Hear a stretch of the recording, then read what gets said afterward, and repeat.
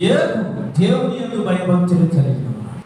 యేబు పుస్తకము 1వ అధ్యాయము 10-11 వచనములో నీవు అతనికిని అతని ఇంటి వారికిని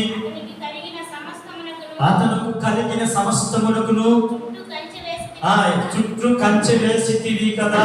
దేవుని యందు భయభక్తులు కలిగిన జీవితము కలిగిన వారి చుట్టూ దేవుడు ఏం చేస్తున్నాడు?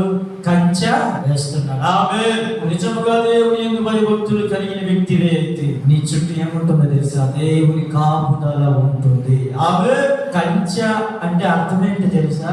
నీవు కీడులో పడిపోకుండా, కీడు నీలోకి రాకుండా దేవుడు కంచె వేస్తున్నాడు. ఎవరికి? దేవుని యందు భయభక్తులు కలిగిన వారికి. అది దేవుని దగ్గర పరమేశ్వరుడు అడుగుతున్నాడు. ఉట్టికినే ఆయన దీవించబడ్డాడా? ఉట్టిగానే ఆ యోబు ఆశీర్వదించబడ్డాడా? అతనికి అతని కుటుంబములకు అతనికి ఆ సమస్తము కలిగిన ఆస్తి అంతటికి నువ్వు కంచె వేసివి కదా.